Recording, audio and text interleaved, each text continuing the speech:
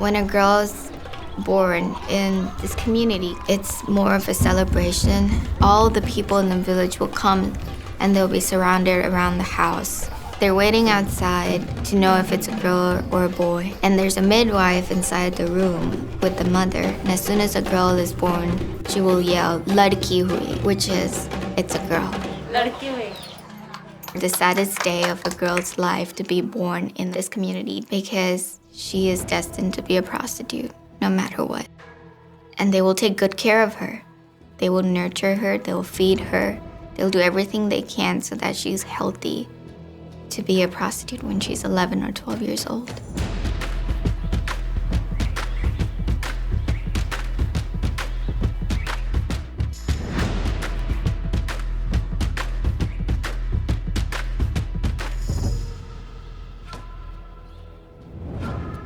I never thought that there were so many villages that were prostituting their own kids in their homes.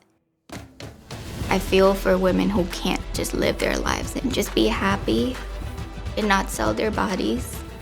I see them as my own sisters and my own daughters.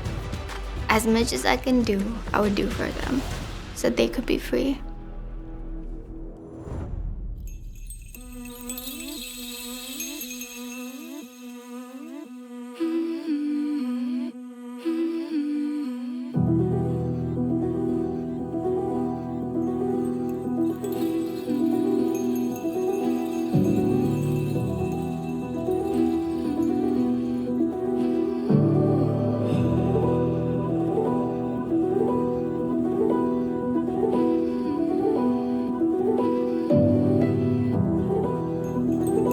They don't have a voice at all. They say, this is your life, this is what you have to do. Your grandmother did it, your mother did it, and now you have to do the same thing. The sad truth is most of them, by their age of 12 or 13, they're prostituting themselves or their parents have pushed them into prostitution. It's tradition to them, it's their culture, it's something they hold on to, that's all they got. They accepted the fact that they cannot be part of any society.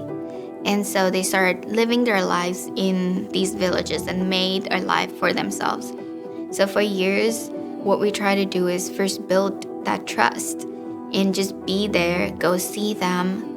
And most of our staff members that are from these villages were actually in these villages from this community. And so when they go into the village, they know them. They're like, we know you. You were doing the same thing, but today you're living a happy life. There's hope we can see. Why are you smiling so much? Why are you so happy? What's that sparkle in your eyes? And so that's when they share, I have something new, and there's this God. It's not this God who is beating you down and telling you to prostitute your child. It's not this God who's telling you money is everything. It's not this God that's telling you you have to live this demeaning life. And there is this one true God who is going to help you, who's going to redeem your life. You're going to be a different person. So that fires love. Our job is to bring that and to tell them that there's a God who really loves you, cares for you, who created you. You see, that's what we are. We have to do it.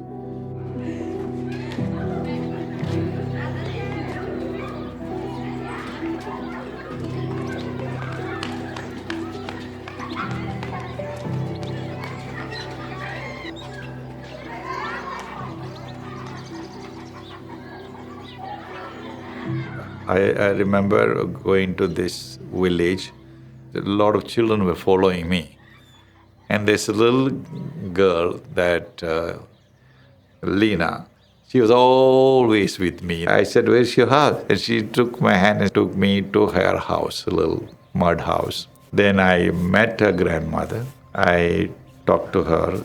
But Lena's story, she told me that her mother was, of course, in prostitution. And one day her mother ran away, gone. And so her father was very disappointed. And he went to the town and brought some poison and killed himself. Since that, Lena's grandmother is taking care of her and her sibling. I asked her, do you want to come to our home and then you want to go to school? And she said, yes. She was so excited. The first picture I saw of Lena was, there was no smile on her face. Her and her sister standing outside of their grandmother's hut. They had no parents, and their grandmother was going to sell them. And the first day when she walked into the campus, every girl that walked in was given a flower. And she was so excited. One of our staff said they heard constant giggles out of the room because they were so excited they had their own beds.